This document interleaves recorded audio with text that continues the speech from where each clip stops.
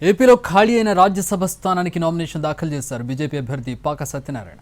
Assembly కార్యాలయంలో మంత్రి Satyakumar Yadav, MLC Somu Veerraju, MLA Kakinamineni Srinivas BJP నేతల సమక్షంలో పాక వెంకట సత్యనారాయణ నామినేషన్ పత్రాలు సమర్పించారు. పోటీ లేకపోవడంతో బీజేపీ అభ్యర్థి పాక వెంకట సత్యనారాయణ ఎన్నిక లాంఛనప్రాయం కానుంది. బీజేపీలో బడుగు బలహీన వర్గాలకు సముచిత స్థానం లభిస్తుందన్నారు రాజ్యసభ అభ్యర్థి పాక సత్యనారాయణ. పార్టీని నమ్ముకుని కష్టపడి పనిచేసే వారికి ఖచ్చితంగా గుర్తింపు లభిస్తుందన్నారు. క్షేత్రస్థాయిలో బీజేపీ మరింత బలపడేలా కృషి చేస్తారని చెబుతున్న పాక సత్యనారాయణతో మా ప్రతినిధి రామ్ ఫేస్ టు ఫేస్.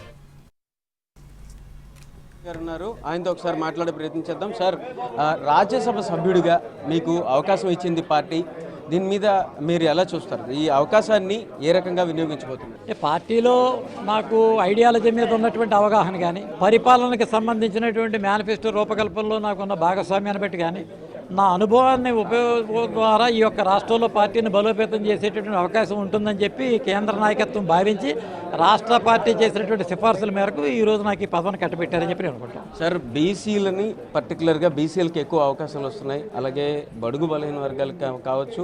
ఇంకా చూస్తే కనుక ఇటీవల అంబేద్కర్ అంటూ కూడా అంబేద్కర్ జయంతి వేడుకలు కూడా చేశారు. అంటే బీజేపీ తన వెర్షన్ని కొత్తగా ఏమైనా మార్చుకున్నట్టుగా కూడా అనుకోవచ్చు? వెర్షన్లో మార్పు ఏమీ లేదు, ఉన్నదాన్ని సరైనటువంటి విధానంలో ఆవిష్కరించేటటువంటి ప్రయత్నం మేము చేస్తూ ఉన్నాం. అంబేద్కర్ యొక్క ఆలోచన విధానమే బీజేపీ ఆలోచన విధానం అని చెప్పి తేడతెల్లం చేయడం కోసమే పక్షోత్సవాలు, వారోత్సవాలన్నీ నిర్వహిస్తూ ఉన్నాం. ఆ రకంగా బిఆర్ అంబేద్కర్ ఆర్టికల్ 370 ఆయన ప్రతిపాదించలేదు. అదే రకంగా హిందూ కోడ్ బిల్లు కోసం ఆయన రాజీనామా చేసి బయటకు రావడం జరిగింది.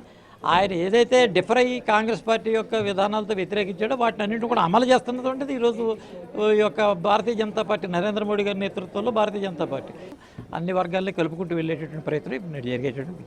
సో అన్ని వర్గాల్ని కలుపుకుంటూ వెళ్ళేటటువంటి ప్రయత్నమే ఇది. ఖచ్చితంగా దీనికి సంబంధించినంత వరకు ఏదైతే ఈ రకంగా పదవులు ఇవ్వడం కూడా అన్ని వర్గాలను కలుపుకుంటూ వెళ్ళేటటువంటి ప్రయత్నమే.